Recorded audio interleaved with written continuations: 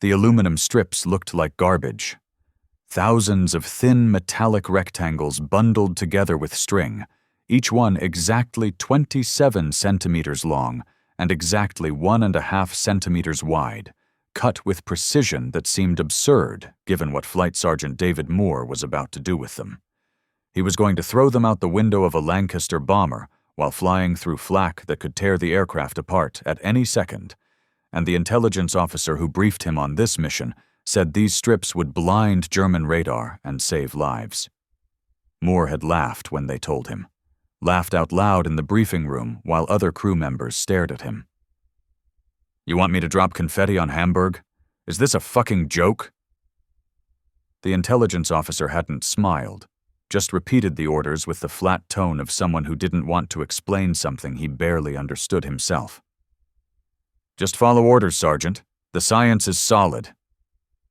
Now, flying over Hamburg at 10,000 feet with flak exploding 200 meters below and making the entire aircraft shake, Moore stood next to his bundles of aluminum garbage and thought about the briefing, about the strange calculations they had shown him, mathematics that proved strips of metal could blind radar systems that could track individual bombers from 50 kilometers away, about how the other crews had mocked this technology, called it the paper trick, and said it was a waste of time and resources and weight capacity that could have been used for actual bombs. But someone had insisted it would work, kept showing the math, and kept proving that physics didn't care about skepticism or military doctrine. And finally, after years of being ignored and banned and dismissed, someone had convinced the brass to try it for real. Squadron leader Peter Walsh gripped the controls and fought to keep the Lancaster steady through another flak burst, and this was his 23rd mission over Germany after surviving 22. The odds said he wouldn't survive much longer, and the statistics supported those odds with brutal clarity. But tonight they were trying something new, something that intelligence claimed would change those statistics, something that sounded ridiculous but came with mathematics that even the skeptics couldn't refute. 30 seconds to drop point, Walsh said over the intercom, his voice calm despite the flak that was getting closer with each burst. "Moore, prepare to release on my mark." Moore opened the chute and started feeding bundles through, watching the aluminum strips catch the wind and scatter behind the bomber formation. They fell like metallic rain, thousands of thin rectangles tumbling through the night sky and creating a cloud of fragments that stretched for miles. It looked absurd and wasteful and completely ineffective, looked like they were littering the German countryside with expensive garbage that would accomplish nothing except making some scientist feel clever. On the ground, in a concrete bunker outside Hamburg, Luftwaffe radar operator Hauptmann Friedrich Weber watched his screen with growing confusion that turned into alarm. One moment he was tracking individual aircraft with the precision that German radar technology allowed, counting bombers and directing night fighters to intercept them with coordinates that should have resulted in multiple kills. The next moment his screen turned white with contacts, not with light, but with returns. Hundreds of them, thousands of them, the entire display filling with radar signatures that made absolutely no sense according to everything he knew about how radar systems worked. He adjusted the controls with practiced movements, checked the calibration settings, verified the power levels and frequency bands. Nothing was wrong with the equipment, and the system was operating within normal parameters. But the radar was showing him what looked like 10,000 aircraft, where he knew from command intelligence there were only 700 bombers in the entire raid formation. Let's pause here for a moment. If you find value in stories like this, you can support the channel by liking the video and subscribing. After watching, leaving a brief comment, even a simple word, helps more than you might expect. Your support keeps these stories alive and visible. Thank you. Let's move on. "What the hell is happening?" his operator asked, with the panic of someone who realized their primary defensive system had just failed completely. The screen is showing thousands of targets, but that's impossible. We know the RAF doesn't have that many bombers operational. Weber stared at the impossible data, while his mind tried to process what he was seeing, and failed, and tried again. The radar returns couldn't be real, but they were showing up anyway with signal strength that indicated solid metallic targets, not equipment malfunctions or atmospheric interference. Something had just rendered the entire German radar defense network completely useless. "I don't know," he said quietly, his voice carrying the shock of someone watching their technological advantage disappear in real time. "I don't know what we're seeing." The Luftwaffe night fighters, guided by that blind radar, flew in circles and chased ghosts and wasted fuel, while the real bombers flew through the chaos undetected. Dropped their payload on Hamburg with accuracy that came from not being intercepted by fighters or targeted by radar-guided flak, then turned for home through a defense network that had been rendered completely ineffective by strips of aluminum that everyone had called garbage. That night, the RAF lost only 12 aircraft over Hamburg, and previous raids on the same target had lost 50 or 60, or sometimes more. The German radar system that had been killing British bombers by the dozen, that had given the Luftwaffe a decisive advantage in night combat, had just been defeated by what they had mocked as a waste of resources. By strips of aluminum, by the banned technology that a woman scientist had insisted would work for 3 years, while the military establishment told her she was wrong. But this story doesn't start in 1943, with Moore throwing aluminum out of a Lancaster bomber window. It starts 3 years earlier in a laboratory in Britain, with a woman who understood something that everyone else had missed, who saw beyond complexity to find elegant solutions that seemed too simple to possibly work. April 1940, and the Telecommunications Research Establishment in Swanage, where Joan Curran stood in front of a radar display watching returns from a training flight. She was 26 years old, a physicist with first-class honors from Bristol University, one of the few women working in military research during a war that needed every brilliant mind it could find, regardless of gender. Her thesis on electromagnetic wave propagation had been exceptional, and her professors had encouraged her to pursue theoretical research, but Joan had chosen applied work instead. Work that mattered, and work that could save lives, and work that would make a real difference in the war effort. The men in the laboratory treated her with a mixture of respect and condescension that she had learned to navigate since university. They respected her mathematics because the equations she derived were flawless, and her understanding of radio wave propagation exceeded most of theirs. But when she drew practical conclusions from those equations and suggested actual applications, they listened politely and then did whatever they had already decided to do before she spoke.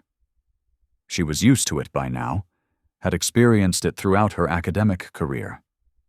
Male colleagues assuming her contributions were minor or derivative, professors attributing her ideas to male collaborators, the subtle and not-so-subtle dismissals that came with being a woman in a field completely dominated by men who didn't think women belonged in physics laboratories. But Joan Curran had something they didn't have, despite their confidence and their military ranks and their years of engineering experience. She had the ability to see beyond the complex to the simple, to find elegant solutions in a field obsessed with complicated ones, to understand that the best answer to a difficult problem was often the one that seemed too obvious to be right. She had been studying radar interference for 8 months, with a question that seemed simple but had profound implications for the air war. How do you blind an enemy radar system? The British were terrified of German radar technology, and intelligence reports confirmed that the Luftwaffe had developed systems that could track bombers at night with frightening accuracy. Systems called Würzburg and Freya, operating at different frequencies and covering different ranges, all of them deadly effective at guiding night fighters to their targets. British bombers were being shot down in increasing numbers, and the statistics were horrifying in their clarity.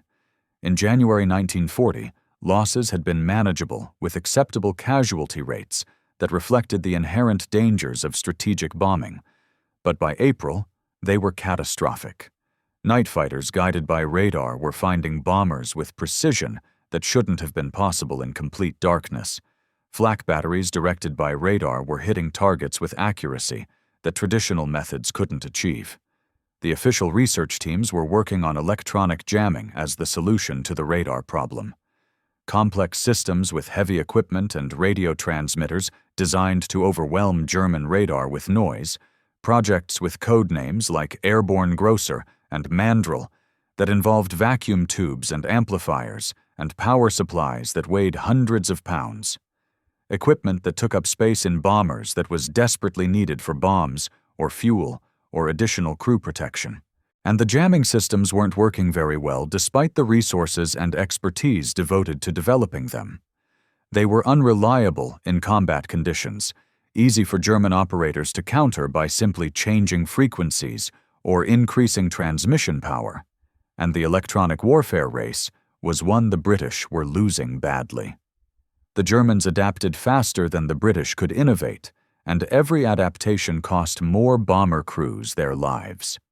Curran had a different idea that came from first principles rather than engineering complexity. A simpler idea that everyone else had dismissed because it seemed too basic to work against sophisticated radar systems. Radar worked by reflecting radio waves off metal objects using physics that was well understood since the 1930s. A transmitter sent out a pulse, and the pulse hit something metallic and bounced back to a receiver that measured the time delay and calculated distance. Simple physics that you could teach in a high school classroom, basic electromagnetic theory that every radar operator understood, at least conceptually. But the details mattered more than most people realized, and the size of the radar reflection depended critically on two factors: the wavelength of the radar signal and the size of the target object, and German radar operated at wavelengths between 1 and 2 meters, according to intelligence data gathered from captured equipment and interrogated prisoners. The data was solid and confirmed through multiple independent sources, which meant objects roughly half that wavelength would create strong reflections through a phenomenon called resonance. The same principle that makes tuning forks vibrate at specific frequencies when struck. The same physics that lets radio antennas receive signals efficiently when their length matches the incoming wavelength. An object half the wavelength of incoming radar radiation would absorb and re-emit that radiation with maximum efficiency. Half of 1 meter meant 50 centimeters, about the length of a standard ruler, or more precisely 27 centimeters if you accounted for the exact wavelength that German Würzburg radar used according to the technical intelligence reports. Joan sat at her desk and did the calculations properly using Maxwell's equations to derive the reflection coefficient for thin metallic strips, calculated the radar cross-section of a hypothetical aluminum strip, and compared it to the radar cross-section of a typical Lancaster bomber that the Germans were tracking and shooting down with such efficiency. The numbers were stunning in their implications.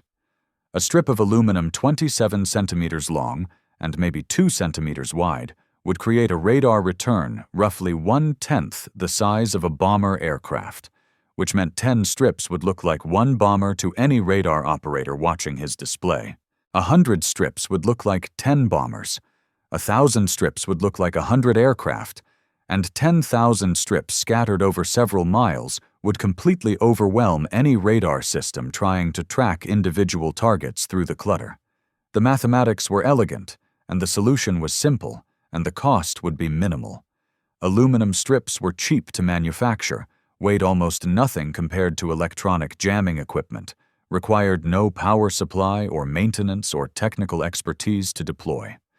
Just cut aluminum foil to the right length, bundle it together, throw it out of bombers during raids. Joan wrote up her findings in a technical report that included all the calculations and the theoretical framework and practical suggestions for implementation. Submitted it to her supervisors with the confidence of someone who knew her mathematics were correct, and her solution would work exactly as predicted. The response was immediate and completely unexpected.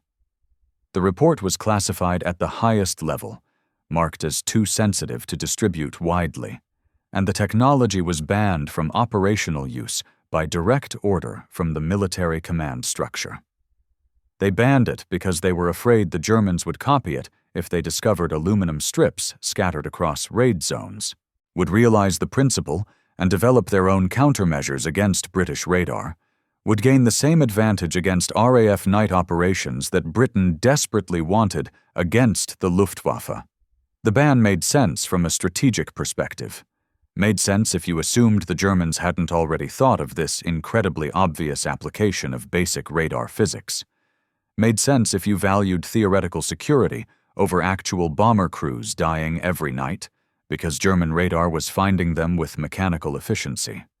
Joan argued against the ban with every tool she had available, showed her calculations to anyone who would listen, explained that the physics were so fundamental that German scientists had almost certainly already considered this approach, pointed out that British crews were dying in increasing numbers, while a working solution sat unused because of bureaucratic fear.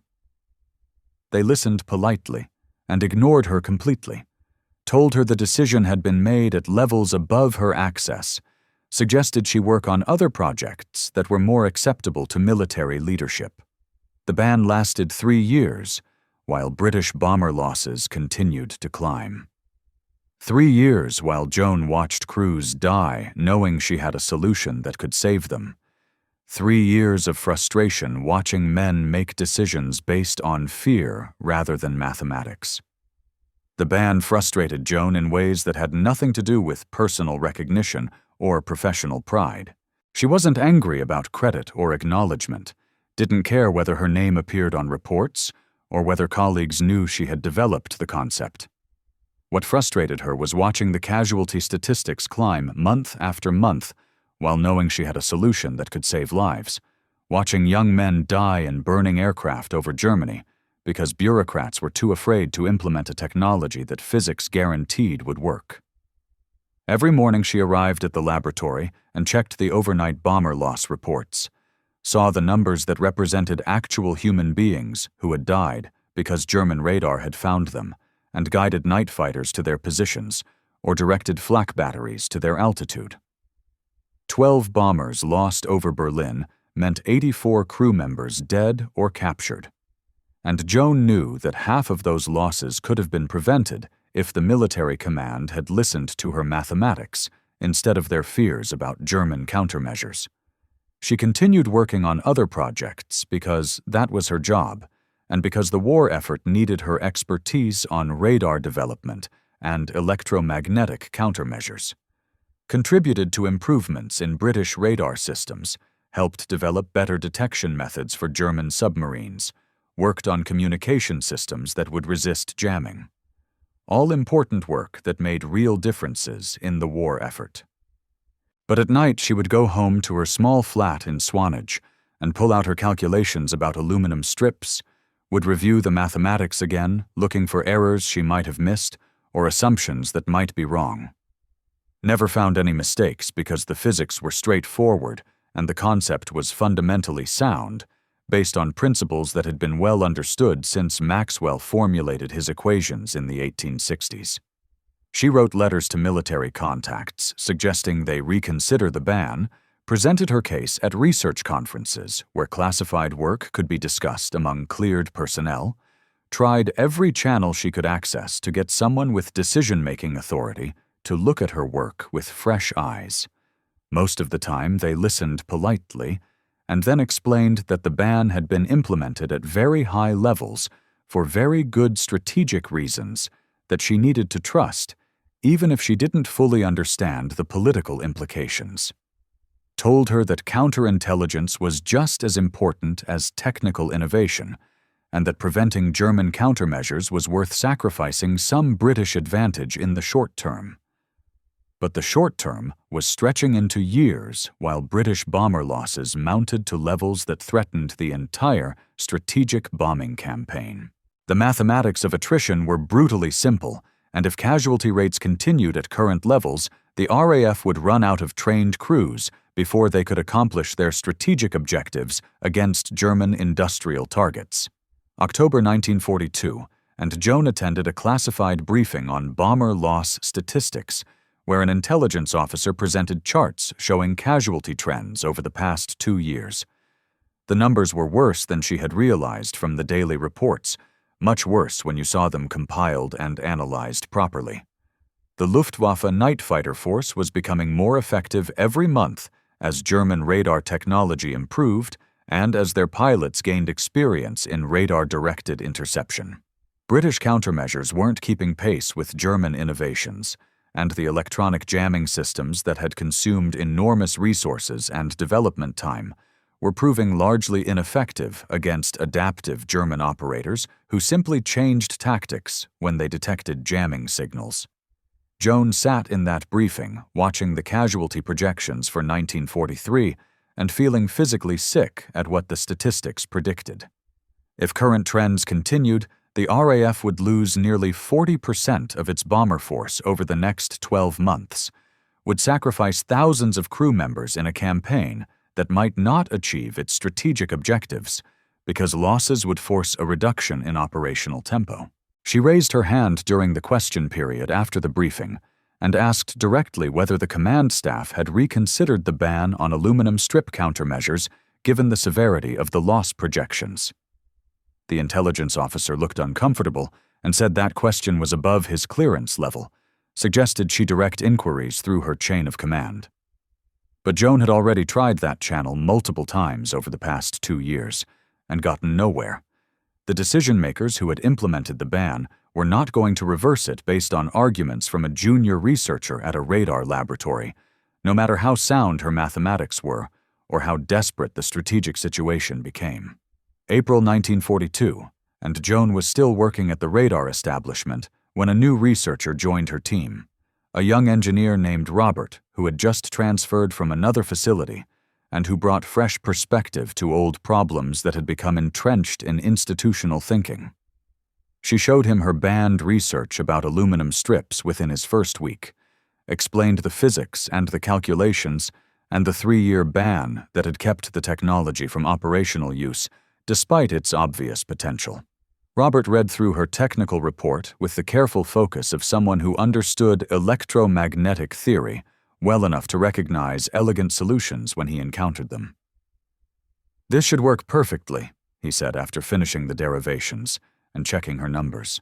"The mathematics are completely solid, and the physics are straightforward applications of well-understood principles. Why on earth isn't this being used operationally?" "Because it's banned," Joan said, with the flat, exhausted tone of someone who had explained this situation too many times to too many people who couldn't change it. "The military command is afraid the Germans will copy the technique if we use it first, afraid they'll develop their own countermeasures against British radar if they discover the principle." Robert looked at her with an expression that clearly indicated he thought that reasoning was completely insane from a scientific perspective. "The Germans probably already know about this concept. It's basic electromagnetic theory applied to radar wavelengths that any competent physicist would arrive at independently. Any German scientist working on radar countermeasures would have considered this approach within weeks of starting their research." "I know that," Joan said with frustration evident in her voice, "and you know that. But the people making strategic decisions apparently don't know that, or don't believe it, or are too afraid to take the risk of being wrong. Meanwhile, bomber crews keep dying every night because German radar keeps finding them with mechanical efficiency, and we have a solution sitting unused because of bureaucratic paranoia." Robert took her report and started showing it to his own contacts in the military research establishment, people who hadn't been part of the original decision to ban the technology 3 years earlier, started building support for reconsidering the aluminum strip concept now that bomber losses had reached crisis levels and the strategic situation was becoming truly desperate. He found allies among operational planners who were watching casualty statistics climb to unsustainable levels and who were becoming desperate for any solution that might improve bomber survival rates. Found support from bomber command staff who were losing entire squadrons to radar-guided night fighters and who would try absolutely anything that had even a chance of reducing those horrific loss numbers. The pressure built slowly through late 1942 and into early 1943 as more people within the military research and operational planning community learned about the banned aluminum strip technology. Started asking uncomfortable questions about how many crews had died unnecessarily, while a working solution sat unused in classified files because of concerns about theoretical German countermeasures that might or might not actually matter in practice. Robert arranged for Joan to present her research to a special committee reviewing radar countermeasures in February 1943, 3 years after her original report had been classified and banned. She stood in front of a room full of senior officers and intelligence analysts and presented her mathematics again, showed them the calculations proving that aluminum strips cut to precise lengths would create radar returns indistinguishable from actual aircraft. The committee members asked technical questions that revealed they understood the physics at least conceptually, asked about deployment methods and manufacturing costs, and whether the strips could be optimized for different radar frequencies.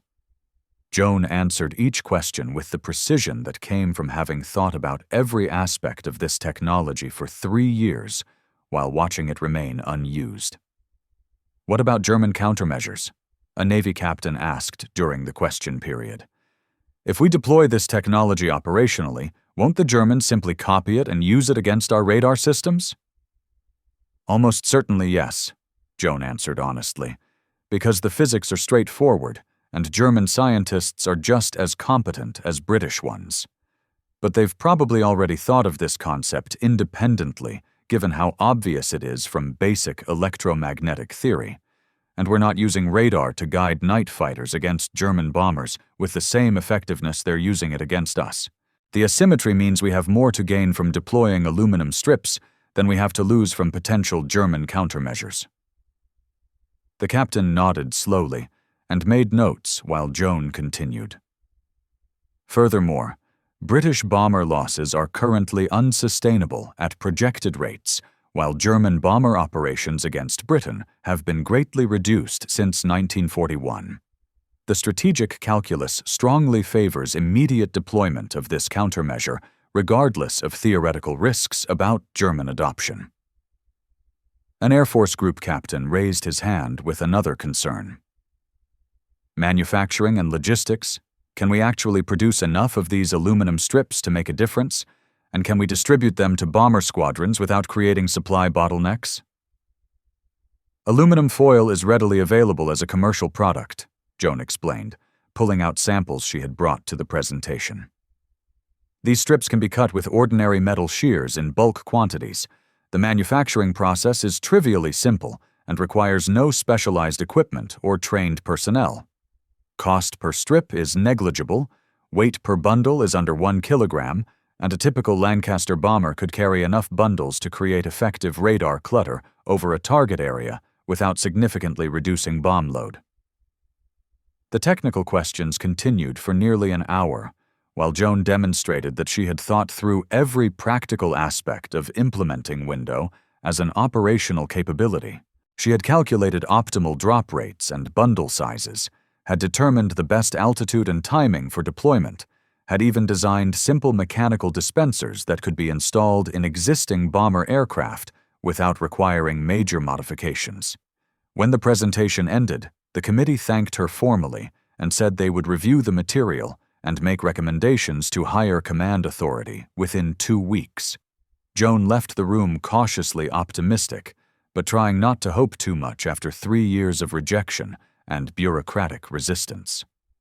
Robert took her report and started showing it to his own contacts in the military research establishment, people who hadn't seen it during the original ban 3 years earlier.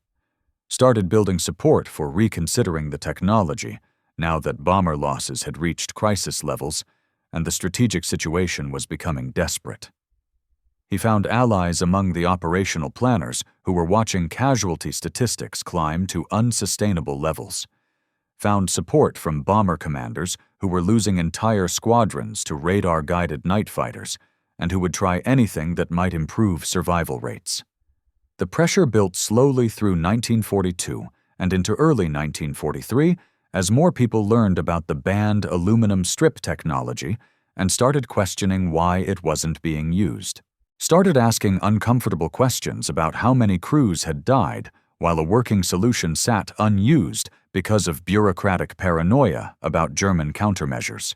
June 1943, and the ban was finally lifted after 3 years of Joan's technology being suppressed. The military command authorized operational testing of what they code-named Window, because calling it aluminum strips sounded too mundane for something that might change the strategic bombing campaign. The testing was scheduled for Hamburg because the target was heavily defended by radar-guided systems and because losses on Hamburg raids had been particularly severe.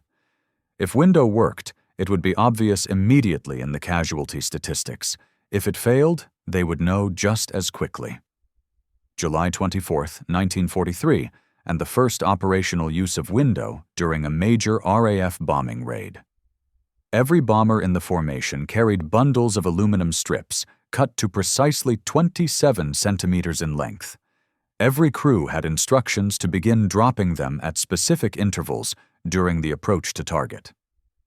Flight Sergeant Moore stood next to his bundles, thinking the whole thing was absurd, thinking they were wasting payload capacity on garbage that couldn't possibly work against sophisticated German radar technology. But orders were orders, and the intelligence officer had been very specific about the deployment procedure, so Moore opened the chute and started feeding bundles through according to the timeline. The aluminum strips scattered behind the bomber formation like metallic snow, thousands of thin rectangles tumbling through the night sky and catching moonlight. Created a cloud of radar reflectors that stretched for miles and that German radar operators saw as thousands of individual aircraft where only 700 actually existed. On the ground, Hauptmann Weber watched his radar screen turn into meaningless noise, watched his carefully tracked formations dissolve into a mass of contacts that made target identification impossible.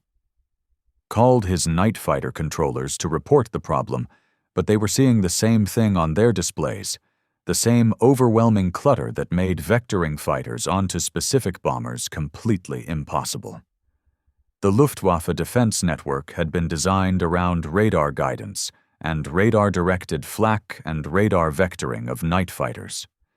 Take away the radar, and the entire system collapsed into ineffective chaos, and Window had just taken away the radar with strips of aluminum that cost almost nothing to manufacture and weighed almost nothing to carry. The RAF lost 12 bombers that night over Hamburg, where previous raids had lost 50 or more. The casualty rate dropped by 75% in a single mission because German radar couldn't find individual targets through the cloud of aluminum fragments filling their screens with false returns. The Germans were shocked by what they called chaff when they finally figured out what had happened.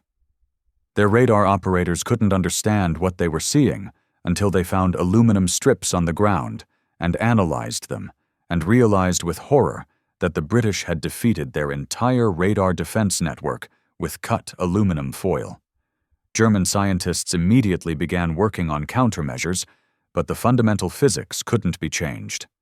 Radar systems designed to detect large metal objects would also detect small metal objects at the right wavelength, and there was no way to distinguish between a bomber and a cloud of aluminum strips using the radar technology available in 1943. The Luftwaffe tried changing radar frequencies, but the British simply adjusted the length of their aluminum strips to match. Tried increasing radar power, but that just made the aluminum return stronger along with the bomber returns and didn't solve the clutter problem. Tried visual tracking, but that only worked on clear nights, and even then required getting fighters close enough to see their targets, which Window made nearly impossible. The strategic bombing campaign changed fundamentally after Window became operational.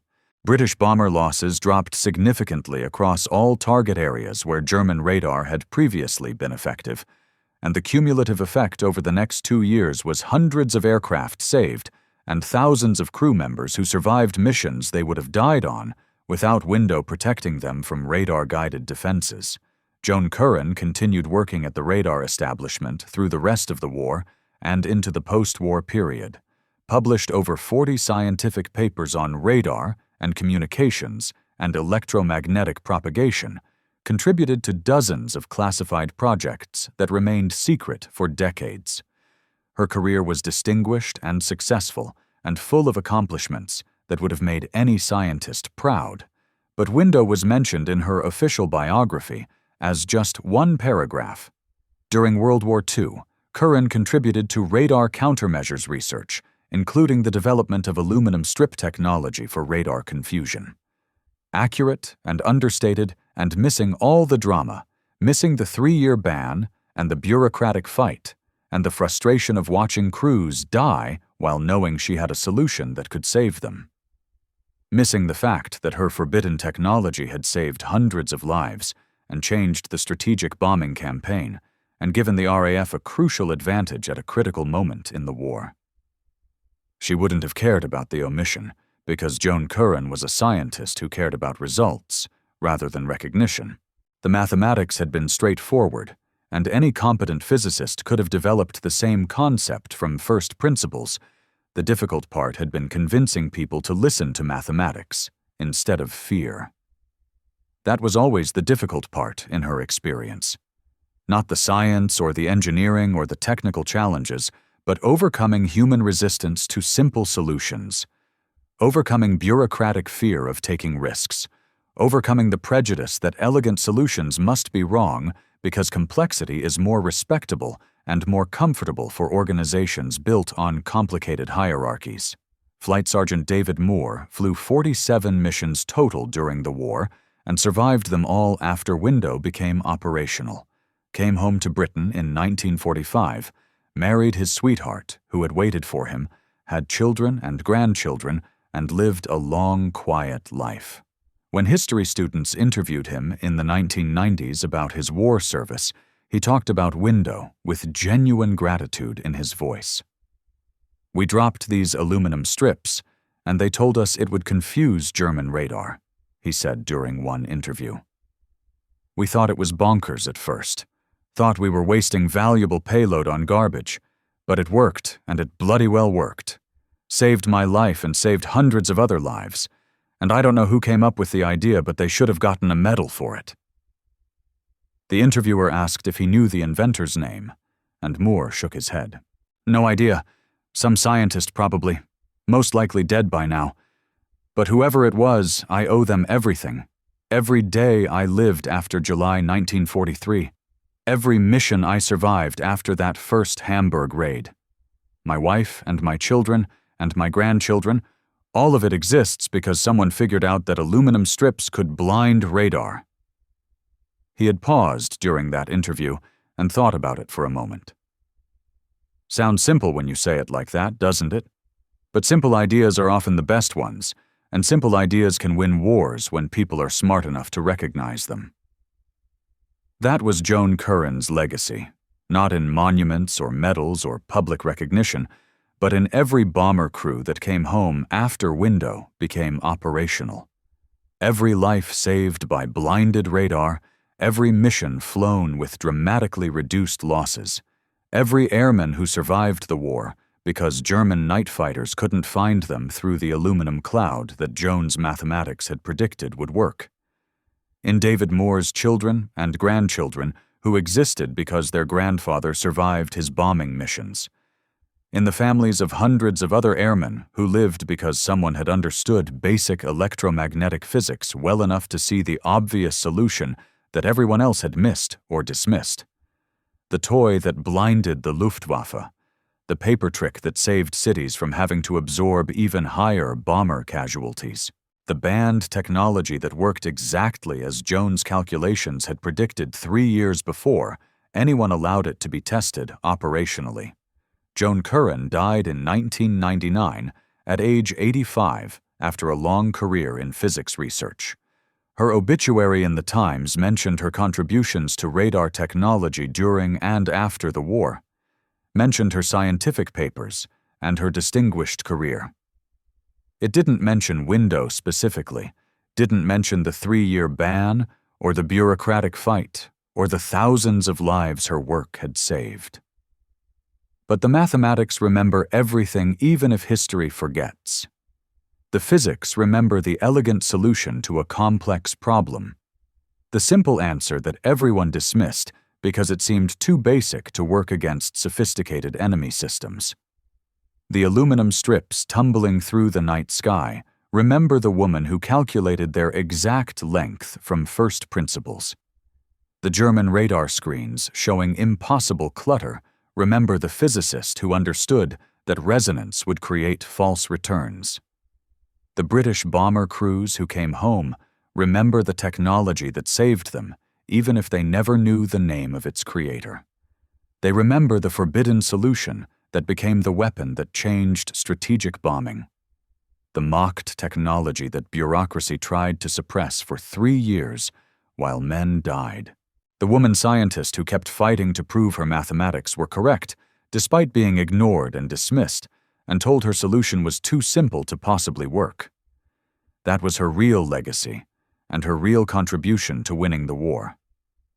Not just in developing window, but in refusing to accept that her calculations were wrong, in continuing to push for implementation despite 3 years of official resistance, in proving that simple, elegant solutions based on solid physics could defeat complex technological systems. The banned trick that saved an air campaign. The paper confetti that blinded the most sophisticated radar network in the world. The woman who understood physics better than the generals understood war.